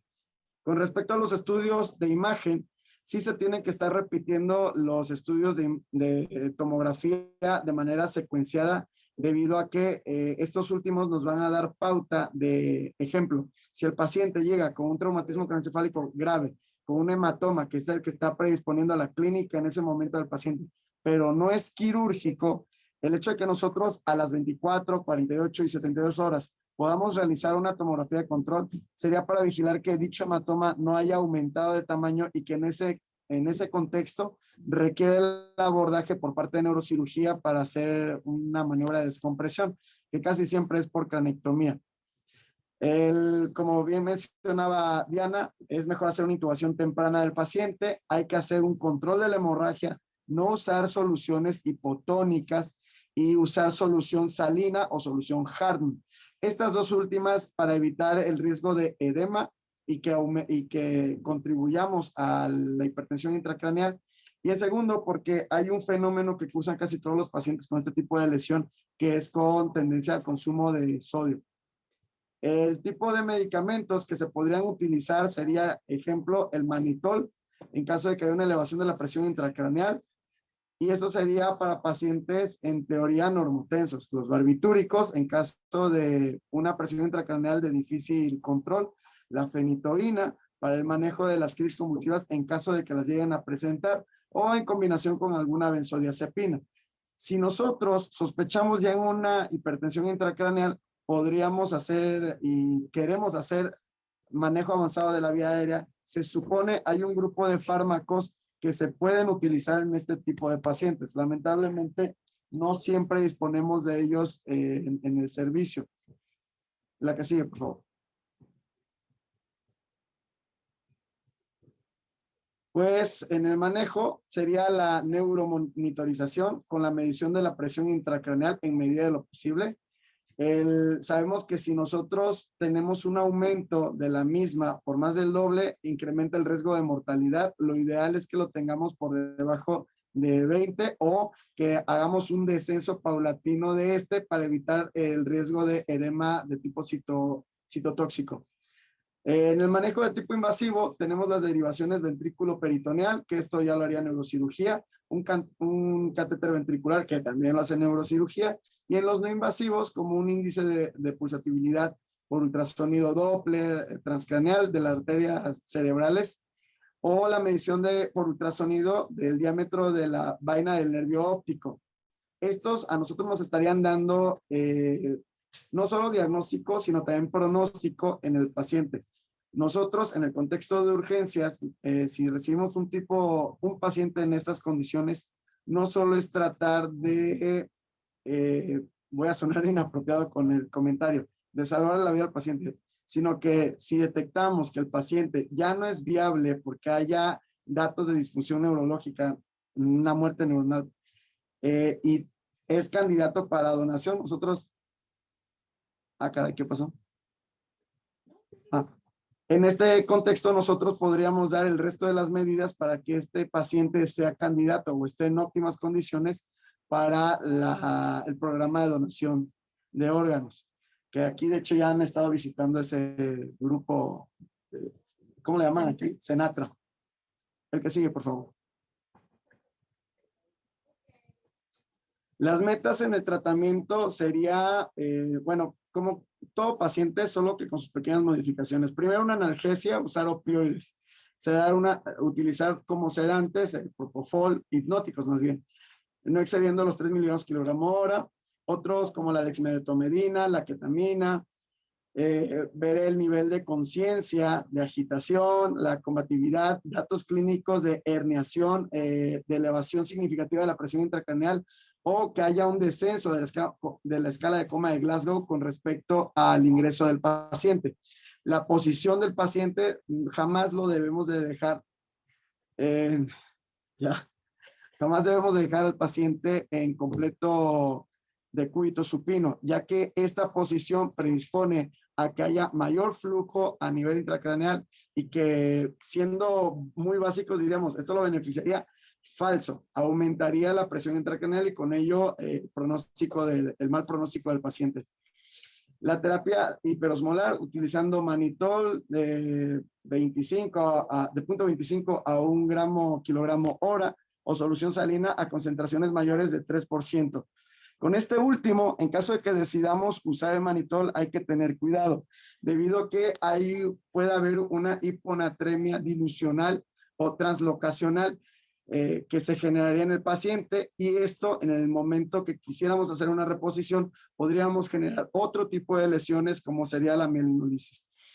En el caso de la vigilancia hemodinámica sería mantener presiones arteriales medias que favorezca la perfusión cerebral. En algunas guías, dependiendo de dónde se orienten ustedes, mencionan que la presión arterial media en el paciente con TCE grave idealmente debería ser no menor a 90 milímetros de mercurio. La cirugía en caso de que se beneficie de esta, la nutrición y la rehabilitación. En el caso de la nutrición, sé que hay pacientes que debido a que han tenido intubación orotraqueal, están con uso de aminas. Esto creo que fue el mismo Doc Ortiz que en una guardia me comentó que un paciente tenga la Nore, por ejemplo, a una dosis de 0.35 microgramos kilogramo minuto, se contraindica la nutrición enteral por riesgo de transgresión al lecho esplácnico, más no contraindica la nutrición por otras vías, en este caso la nutrición parenteral. La que sigue, por favor.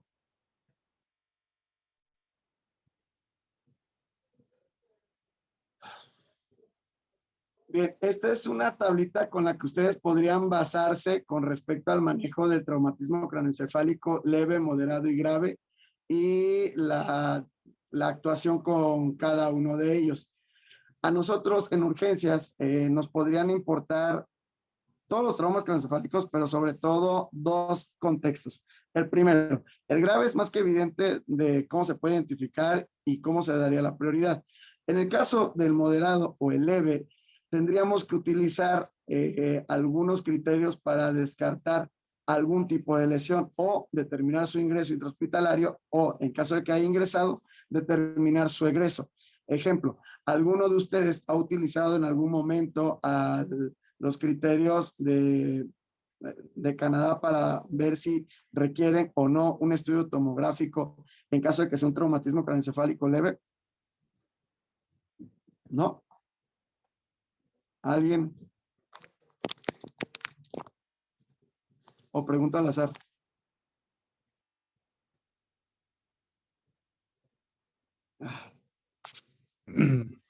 Tu pregunta. Ok. Está aquí Areli.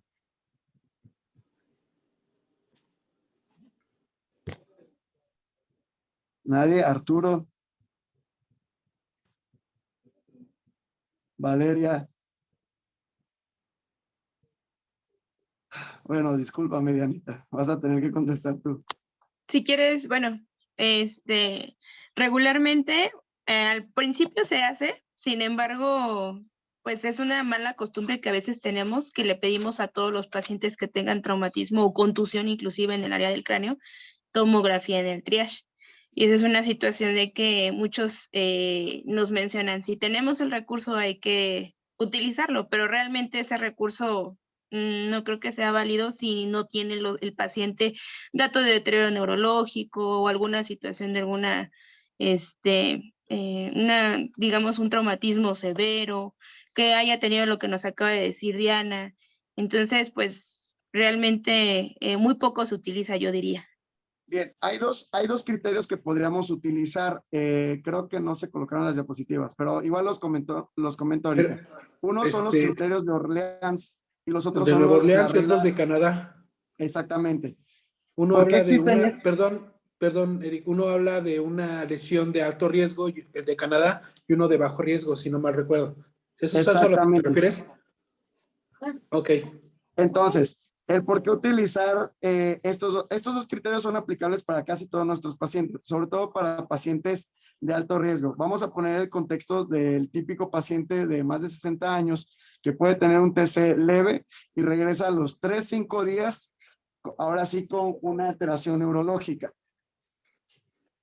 Entonces, nosotros podríamos determinar si es de alto riesgo para poder realizar ese tipo de lesiones. Con esto nosotros nos podríamos justificar para realizar este tipo de estudio de imagen. Entonces, en el contexto de los criterios de Orleans, nosotros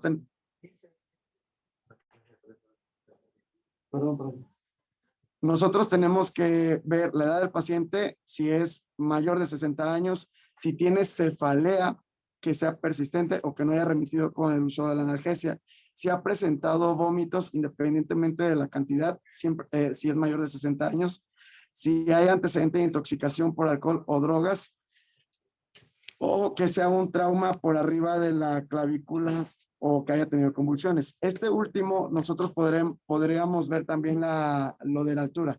Se dice que toda caída de una altura mayor a 2 metros es de alto impacto y estamos obligados, aunque el paciente no haya tenido deterioro neurológico, a realizar una tomografía de cráneo. En el contexto de la regla canadiense para el abordaje de estudio tomográfico sería ver el riesgo alto con la escala de coma de Glasgow disminuida por menor de 15 puntos, una fractura abierta o con depresión ósea o un signo de fractura de base de cráneo, que a todos lo conocemos, 2 o más episodios de vómitos o que el paciente simple y llanamente sea mayor de 65 años.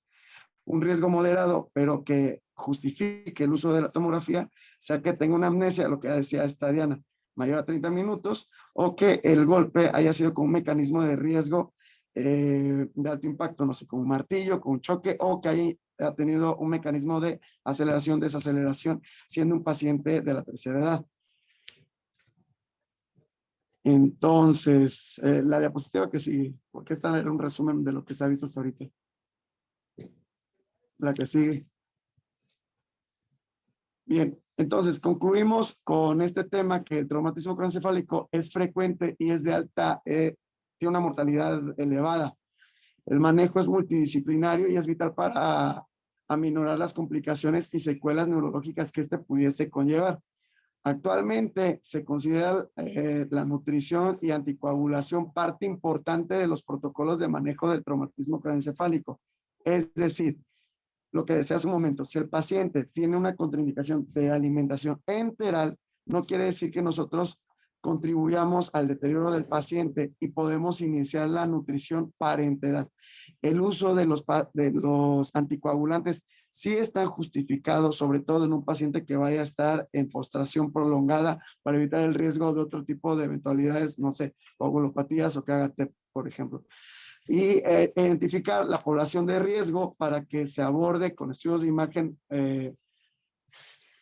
inmediatos y con ello nosotros determinar el ingreso oportuno a una unidad hospitalaria. Aclarando, el hecho de que nosotros no tengamos neurocirugía no quiere decir que no vayamos a dar el manejo al paciente. Se dieron cuenta que gran parte del abordaje es dado con el ABCDE. Ya nosotros nos encargaríamos si se traslada a un tercer nivel de atención o una unidad hospitalaria que cuente con servicio de neurocirugía. Hasta este punto, ¿alguien tiene alguna pregunta?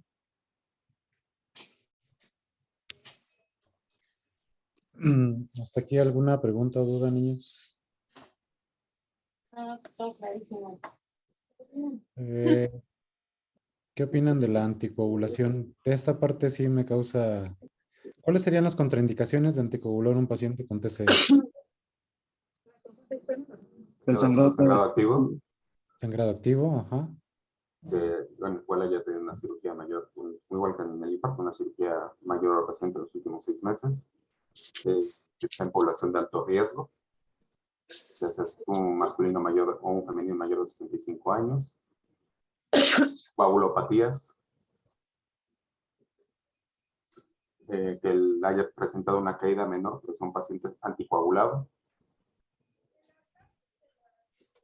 Ok. Pues es que normalmente no sé, no he visto que normalmente lo hagan, ¿no? O sea, cuando hay un paciente con TCE, generalmente no le aplican o no se le inicia anticoagulación por el riesgo de hemorragia, ¿no? Entonces, por lo menos los que se internan, o sea, no he visto que se les aplique eso. O sea, si tiene una hemorragia intracraneal, pues evidentemente no se lo pondrías, ¿no? O sea, si tiene un sangrado asociado a otra lesión, pues tampoco, ¿no? Pero en un paciente con un TCE severo, Glasgow de 8, le tomas la tomografía y solamente tiene edema cerebral. O sea, ¿se le iniciaría anticoagulación? No de manera inicial, Doc, pero sí llegas a tener ya una hospitalización prolongada debido a esto. Ok. Aquí sí habría que investigar más a fondo esto, ¿no? O sea, sí, pues, como dice, las contraindicaciones que mencionó Luis son como universales, ¿no? O sea, edad, antecedentes de coagulopatías, ¿no? Enfermedades concomitantes, hemorragias activas, ¿no? Eventos quirúrgicos mayores, son como las contraindicaciones universales. Pero sí, ok, sí pueden aplicar para un paciente con traumatismo, pero ¿qué más, no? O sea, entonces, si no las tienes, si se lo inicio, ¿cuándo se lo inicio? ¿En qué momento se lo inicio, no? ¿Cuántos días? Podría ser como a la tomografía de control, o sea, 48 horas posteriores para verificar si realmente no hay sangrado, riesgo de sangrado posterior. Ok, podría ser, ¿no? O sea, un tiempo razonable para verificar que no haya alguna otra complicación. A ver, ¿dónde están? ¿Dónde están? ¿Siguen por aquí o ya se fueron? Andaba por ahí Marlon, ¿no? Y Jess, pero no sé si sigan por acá.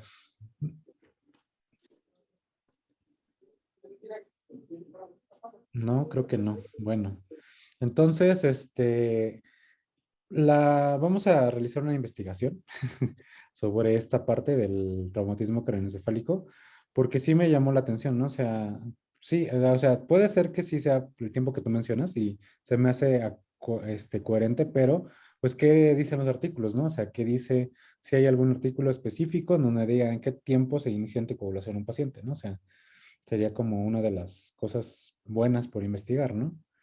Entonces, pues eso es tarea de los R+, ¿no? Entonces vamos a dejárselos de tarea. Ahí les pongo un mensaje en el chat. Pero muy bien, muchas felicidades por la presentación. Para mí estuvo completa. Faltan algunos puntos que ahorita les voy a como a mencionar, pero en términos generales, pues bueno, se cubrieron la mayor parte de los puntos, ¿no? Doc, yo tengo una duda. Sí, dime, Con Luis. respecto a la fisiopatología de la curva de autorregulación cerebral, ¿la vamos a mencionar ahorita o nos esperamos hasta manejo de paciente neurocrítico? Para no meterme en camisa de once varas. Pues sería bueno, o sea, es uno de los puntos importantes también a cubrir aquí, ¿no? O sea, ¿qué es eso? Bueno, dentro de las cosas que tenemos que manejar o nuestros métodos de nuestro paciente neurocrítico es la perfusión cerebral. Debemos mantener una presión de una tensión arterial media mayor de 90 aproximadamente, y esto se logra si el paciente está estable y no hay que agregarle vasopresor, pues sin ningún problema, pero la realidad es que la mayoría de veces por el edema citotóxico, el edema vasogénico, el paciente va a caer en una hipoperfusión, lo cual nos va aparte a condicionar de que el cerebro tenga una menor irrigación. El cerebro requiere dos cosas Perdón, para Luis, estar... me voy a tener que desconectar porque ya nos quedamos mucho tiempo conectados aquí, ¿va? Para terminar el pase de este lado. Perdón, Doc, discúlpeme. Ah, está bien, no te preocupes. Hasta luego. Te lo voy. Entonces, bueno, dentro de nuestros métodos de perfusión está la curva de autorregulación cerebral que habla de dónde tenemos que estar con nuestro paciente con la perfusión en cuestión de presiones arteriales. A menor perfusión, pues hay una vasoconstricción, lo cual va a evitar que llegue el flujo cerebral, lo que lleva es glucosa y oxígeno, requiere el tejido cerebral, y a ya niveles más altos la constricción no nos está sirviendo. Entonces, habla de que es una medida sí para vigilar el consumo, bueno, no, para asegurar la perfusión cerebral, pero no es completamente regulatoria. Es una meta, pero no que tengamos perfusión significa que el cerebro está vivo. Por eso también tenemos que hablar de taller de gases tubular arterial para saber si está consumiendo oxígeno en nuestro tejido cerebral, y eso también habla de metas de protección cerebral. Vamos a verlo. Pues nos faltaría cómo cubrir esa parte, pero lo podemos ver en otra parte del paciente neurocrítico, ¿no? Y sí tienes toda la razón, o sea, eso habla pues básicamente de mantener una presión arterial media perfusoria suficiente para mantener la presión de perfusión cerebral, ¿no?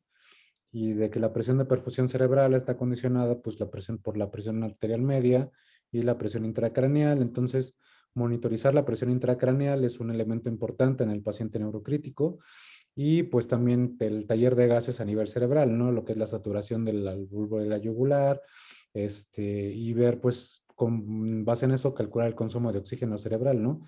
Y pues también eso te habla del metabolismo neuronal y de qué tan viable eso no es ese cerebro, ¿no? Pero sí, si quieres, ahorita faltaría tiempo para verlo, o sea, porque sí es un tema pues un poco amplio y complejo, pero sí, yo creo que lo vemos en otra sesión, ¿va? Más concretamente. Va que va. Muy bien. ¿Alguna otra duda, pregunta, comentario de los que quedan? Bueno, habían mencionado, de hecho también Eric lo mencionó, lo del uso de manitol. Sé que, bueno, es como todavía controversial, pero todavía me queda la duda. Sé que también allá no lo tenemos, porque de hecho no, he preguntado y creo que no lo tenemos. Entonces, ¿cómo se iniciaría o cómo estaríamos manejando el manitol en el paciente? Pues clásicamente se habla de la dosis de 1 a 1.5 gramos por kilo, ¿no? O sea, que se da en bolo y requieres el tratamiento, pues, por vía central para aplicarlo. Pero, pero el manitol sí tiene como efectos complejos y adversos importantes, ¿no? O sea, de hecho aquí tengo un artículo que apenas, de hecho lo mandó el doctor, Acevedo al grupo de urgencias. No sé si les llegó a ustedes, pero justamente lo mandó hace poco. y es precisamente de la comparación entre el uso de manitol y solución salina. Entonces, es el tratamiento con soluciones hipertónicas, ¿no? Al final lo que estás tratando de hacer aquí es básicamente extraer líquido del parénquima neuronal o de la neurona para disminuir la presión intracraneal y disminuir el edema, bueno, disminuir el edema asociado y disminuir la hipertensión intracraneal, ¿no? La dosis, pues de manitol de 0.5 a 1.5 gramos por kilo intravenoso, se puede repetir cada 4 a 6 horas y la solución salina al 3% de 2.5 a 5 mililitros por kilo cada 5 a 20 minutos, ¿no? O puedes dejar una infusión continua, pero bueno, lo que más recomendaríamos sería pues el manejo de las soluciones de los bolos de manera intermitente, ¿no? Como le dije, tiene efectos adversos como el efecto rebote. Ese es uno de los efectos más importantes a nivel del uso de estas soluciones, que sí te disminuyen la presión intracraneal de inicio, pero después te la elevan, ¿no? Entonces, hay una hipertensión de rebote y eso te va a aumentar la lesión en el paciente, ¿no? Indicaciones para uso de estas soluciones, datos de herniación inminentes, ¿no? O sea, signos de ¿cómo se llama esta tríada de Cushing? Deterioro neurológico severo, datos de focalización con datos de herniación, como puede ser anisocoria, ¿no? O que tuvieras algún dato clínico de una hernia intracraneal, o sea, pudieras valorar el inicio de estos, pero clásicamente se recomiendan cuando ya el paciente va a pasar a quirófano, ¿no? O sea, si tu paciente está con datos de hipertensión severa, inminencia de herniación, y ya está próximo, o sea, ya tienes ahí el neurocirujano para pasarlo inmediatamente, o sea, le pasas la dosis y lo pasas a quirófano para que la hipertensión de rebote no sea un efecto adverso, ¿no? En estos pacientes, ¿no? Otro de los efectos adversos, pues, es la lesión renal, que puede causar hipertensión, alteraciones electrolíticas, ¿no? Hipernatremia, hipercloremia, acidosis, ¿no? Todo esto, pues, sí tienes que estar monitorizando los niveles de electrolitos, gasometrías al paciente para mantenerlo en metas, ¿no? Porque se te puede salir de manera así súper rápida. Y pues, ellos se utilizan precisamente por líneas centrales, por la hipertonicidad que condiciona en estas soluciones, pero sí son una opción cuando no tienes otras opciones, cuando no responde el paciente a los tratamientos estándar y la presión intracraneal se te está elevando, ¿no? Pero sí tienen esos efectos adversos y en un mundo ideal sería la aplicación de estos medicamentos y el tratamiento quirúrgico descompresivo de manera inmediata, ¿no? Para evitar este evento contraproducente. ¿Qué dicen los demás? Entonces tenía entendido eso y también tenía entendido que hay otra medida de rescate que es la hiperoxigenación del paciente, que la hipocapnia hace vasoconstricción. Entonces, previo a pasar el quirófano, si el paciente ya lo van a pasar, lo que hacen es hiperoxigenarlo, aumentan la frecuencia respiratoria por arriba de 25, 24, y eso le compra el tiempo, haciendo que la vasoconstricción evite o disminuya un poco el edema cerebral para que el paciente sea más rescatable. Sí, también es una medida muy controversial y que se utilizaba mucho antes, ahorita ya también se le teme porque la hipocapnia, que es lo que buscas en el paciente, la hiperventilación, que es lo que se llama la terapia de hiperventilación, y buscas la hipocapnia y con eso la vasoconstricción cerebral, pero puede ocasionar isquemia, sobre todo en un cerebro que tiene la perfusión comprometida, ¿no? Como en un TCE. Entonces, sí es una de las medidas heroicas, por así decirlo, para el tratamiento de estos pacientes, pero igual, ¿no? En un mundo ideal sería, lo haces y lo pasas directamente a quirófano para la descompresión y el tratamiento definitivo, ¿no? En urgencias antes se hablaba de las craniectomías, de las trepanaciones, ¿no? Actualmente ya no están usándose, o sea, sí era como una medida también muy heroica de que le hacías agujeros en el temporal al paciente para disminuir la presión intracraneal y de esa manera, que igual comprarle tiempo, ¿no? Pero se asocia a efectos adversos, infecciones, neuroinfecciones, o sea, tiene que ser un personal bien capacitado para hacerlas, ¿no? Pero también eran medidas muy emergentes para esto, ¿no? Muy bien. ¿Alguna otra pregunta o comentario acerca de esto?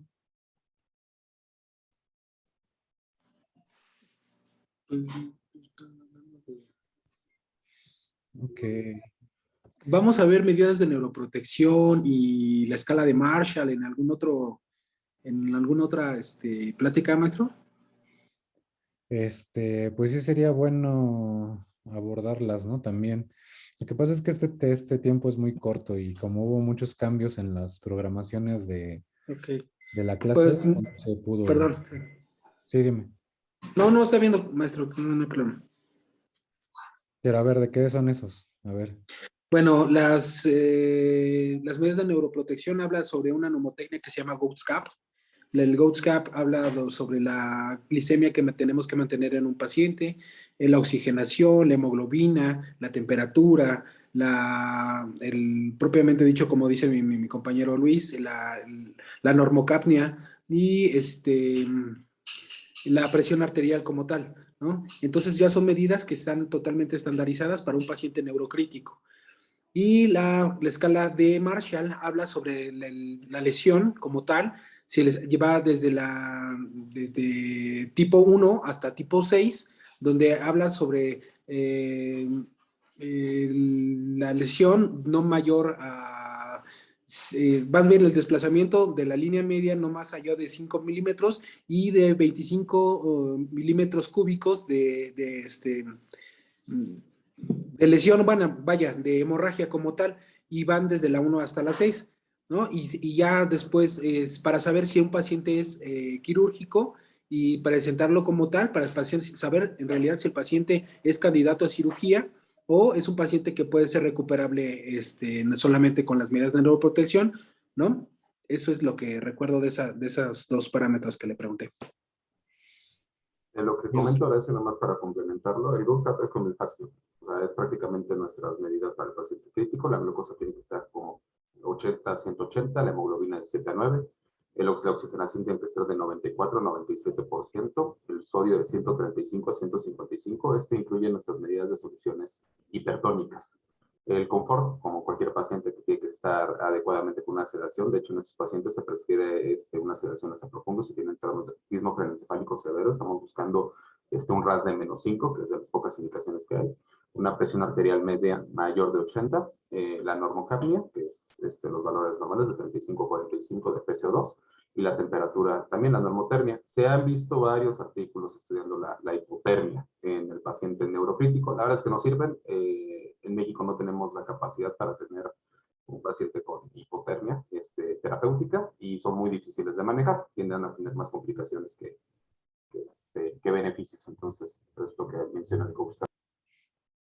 Exactamente, es como las metas de sepsis, muy parecidas, pero hasta aplicadas al paciente neurocrítico. Varía la tensión arterial media, ¿no? Que es una tensión arterial media de 90 a 95, pero también, bueno, sí, la hipotermia, tienes razón, no se utiliza, cada vez se utiliza menos en muchos menos contextos y no está, se tiene que tener muchos elementos para llevarse bien a cabo. Y en cuanto a la escala de Marshall, o sea, pero más que indicaciones quirúrgicas, te habla de pronóstico del paciente, ¿no? O sea, de pronóstico neurológico, que exactamente, de mortalidad, no tanto de, o sea, porque la escala, el Marshall 6 es una masa evacuada, ¿no? Entonces, Sí. ahí ya operaste al paciente. Y ahí lo que te está diciendo es que su mortalidad se asocia a tanto, ¿no? O sea, si lo puedes como trasladar al evento quirúrgico, es decir, si yo siempre que les hablo de escalas es para qué sirven, para qué predicen, ¿no? Aquí lo que te predicen es que el paciente se muera, ¿no? Pero si tú dices que Marshall 2 tiene un riesgo muy alto de morir y es evacuable, pues lo vas a meter a quirófano, ¿no? O sea, lo puedes como trasladar al escenario, ¿no? O sea, sí se puede hacer Ok. como una aplicación de la interpretación, pero el fin de la escala es otro, ¿no? O sea, pero sí, exactamente, lo puedes utilizar en ciertos escenarios para decir si tu paciente puede o no pasar a quirófano, ¿no? O si no lo pasas porque se va a morir, ¿no? O sea, porque tiene un riesgo muy alto y pues ya para qué. O sea, puede ser como otra interpretación, ¿no? Pero bueno, yo les traía aquí otra parte otro punto importante. Normalmente utilizamos la escala de coma de Glasgow para decidir si un paciente ingresa o no ingresa, ¿no? Sin embargo, estudios han revelado que la escala de coma de Glasgow tiende a cambiar mucho o tiende a ser muy susceptible sobre todo a pacientes con intoxicaciones, ¿no? ¿Cuántas veces no hemos recibido al paciente intoxicado, alcohólico, con un trauma en cráneo que llega, pues, que le calculas el Glasgow y tiene un Glasgow de, ¿qué? De 9, ¿no? De 10 y hasta le dudas que tengan Glasgow de 8, ¿no? Y no sabes si es por el evento de la ebriedad o es por el traumatismo o el edema cerebral, ¿no? Entonces, han surgido escalas que valoran o engloban al paciente con traumatismo craneoencefálico de una manera más completa, ¿no? Una de las escalas que les había mencionado la clase pasada de la escala News, ¿no? Que también es una escala que predice deterioro neurológico, pero también el trauma, el score de trauma, también es otra de las escalas que se ha utilizado como para predecir este tiempo de eventos, ¿no? Y la ventaja de estas escalas es que te incluye también variables fisiológicas, como tensión arterial media, como frecuencia, cambios pupilares, ¿no? O sea, te da un panorama más grande de lo que es el paciente con traumatismo craneoencefálico, ¿no? Entonces, el Glasgow no es lo único que tenemos que evaluar en el paciente con traumatismo craneoencefálico, porque a veces es a lo único que nos limitamos, ¿no? Entonces, ¿qué tenemos que evaluar en el paciente con traumatismo craneoencefálico? Pues desde el inicio, el ABC, ¿no? O sea, si tu paciente está la vía aérea permeable, si tu paciente tiene una ventilación comprometida, si tu paciente está hipotenso no está, o tiene datos de hipoperfusión, y hasta el cuarto paso, o sea, hasta el cuarto paso ya evalúas el estado neurológico, ¿no? Cosa que a veces como que el switch mental, es decir, tiene un golpe en la cabeza, ¿qué Glasgow tiene, no? No, pues tiene un Glasgow de 13, pues no está tan peor, ¿no? Pero tiene una TA de 60-40, tiene una frecuencia cardíaca de 120, está desaturando, ¿no? Entonces, pues que ahí te quiere decir que tu paciente no está, a pesar de tener un Glasgow conservado, o sea, tu paciente no está puede tener un riesgo muy alto de deterioro, ¿no? Entonces, se han ensayado esas escalas para el triage, para la valoración inicial por el triage, y se han determinado, pues, como es que sensibilidades, especificidades, ¿no? Entonces, el Glasgow solo, o sea, no es suficiente muchas veces para determinar si un paciente ingresa o no ingresa, ¿no? Es necesario aplicarle todos estos criterios al paciente con traumatismo craneoencefálico, ¿no? Y una de las escalas que más se asocia que mayor sensibilidad y especificidad tiene, tanto en el ambiente prehospitalario como en el hospitalario, es la escala RTS, ¿no? Que es el Risk Trauma Score, ¿no? El riesgo de trauma, la escala de riesgo de trauma, ¿no? Y te dice que tiene una sensibilidad aproximada del 90% con una especificidad también del 90%, ¿no? Entonces, son valores altísimos para una escala. Si lo comparas con otras, como que he visto que utilizan como el índice de choque, sensibilidad del 18.08%, y es que la tensión arterial por sí sola, o sea, tampoco te predice el deterioro en un paciente, ¿no? Entonces, lo tienes que asociar a otros puntajes, otras variables fisiológicas, para determinar si tu paciente tiene riesgo de deterioro, ¿no? Aquí, por ejemplo, vemos la escala News, en donde pues sí tiene una sensibilidad también muy, muy baja. La especificidad es moderadamente alta, pero entonces, el punto de esta parte de la exposición es precisamente comentarles que el Glasgow no es la única cosa que tenemos que valorar en el paciente con traumatismo craneoencefálico, ¿no? A veces se nos olvida u omitimos la valoración de otras variables fisiológicas que también son importantes en el tratamiento del paciente. Y eso también nos habla de los traumas asociados, ¿no? Entonces, si tienes un paciente que llega a tu sala de urgencias o triage con un escalpe sangrando aquí y el familiar llega gritándote que lo salves y te llega con una silla de ruedas, ¿no? Y tú dices, no, pues a ver, te observas y está todo somnoliento y roncando y no sabes si está boqueando o está ebrio, el Glasgow ya no es tan aplicable ahí, ¿no? O sea, ya no es tan sensible, ¿no? Porque ya está modificado por otros factores. ¿Qué más tenemos que utilizar ahí? Las demás variables fisiológicas, ¿no? Para determinar si tu paciente de eso no es, está como presentando un riesgo de deterioro en este caso. ¿Qué opinan los demás? ¿Qué opinan los que quedan aquí?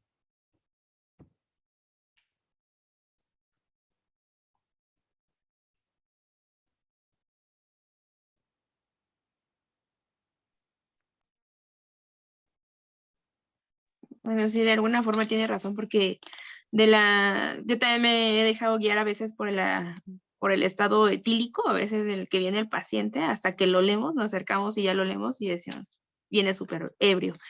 Entonces aquí la cuestión sería como estarlo evaluando, como mencionan, ¿no? Cada cierto tiempo para ver si hay un descenso, a lo mejor en la escala de coma de Glasgow. Nos acaba de pasar con un paciente también que llegó en la cama 4, al parecer, de ahí de metabólicos. Igual llegó en estado etílico, pensábamos que se estaba deteriorando y no, pues simplemente el señor ya estaba dormido porque se le estaba bajando completamente la borrachera. Entonces, en la escala de News la voy a revisar, sinceramente no la había checado bien, pero es el complemento, entonces se hacen las dos valoraciones con la de escala de coma de Glasgow y la de News, ¿verdad? Ajá, puedes complementarlo. Bueno, News te comprende la escala ABP, lo de alerta, apertura al estímulo verbal doloroso o no abre los ojos, ¿no? Y que TRTS, o sea, la Risk Trauma Score, esa te comprende Glasgow, ¿no? O sea, ya incluye el Glasgow como dentro de su propia estructura. Entonces, pudiera ser como uno de los, pues, aliados o otra evidencia más, ¿no? Que tuviéramos al momento de valorar a un paciente con TCE. Yo creo que también tenemos la escala de Ford para echarle una mano con esto, que es una escala un poco más compleja. Y la otra es también los pacientes intoxicados, hay que abordarlos completamente. Sí, pueden estar, no, con respecto a extremos, hay unos que van a estar combativos, otros no tanto, y que no va a convenir tanto sedarlos para entrar a una tomografía, y esto va a condicionar el deterioro, pero para eso la escala de Ford nos puede servir. Pero sí hay que darles un abordaje completo, si no puede llevarnos una sorpresita. Sí, de hecho, uno de los criterios de realizar una tomografía de cráneo absolutos es que el paciente esté intoxicado por alcohol, ¿no? O sea, si tienes un paciente con ingesta de alcohol asociada a traumatismo, le tienes que hacer tomografía porque, te les digo, el Glasgow ahí ya no es valorable, ¿no? O sea, ya no es tan valorable porque está modificado por otras condicionantes que no puedes controlar ahí, ¿no? Entonces, sí sería como, sí, coincido totalmente contigo, o sea, son pacientes que no se tienen que dar por menos, ¿no? O sea, se tienen que tener en cuenta y porque su riesgo de complicación es muy alto, como puede no pasarle nada y estar totalmente ebrio, pero sin embargo también puede suceder todo lo contrario, ¿no? Y que se te esté embarneando y deteriorando en la sala de triage, ¿no? Entonces, sí, sí, completamente de acuerdo contigo, ¿no? Muy bien. ¿Algún otro comentario, pregunta, duda? No, nada. No, hay más del grupo de chat de profesores, las escalas que se mencionaban, yo creo que son las más usadas. Y pues nada más sería abordarlas en un futuro con una capacitación.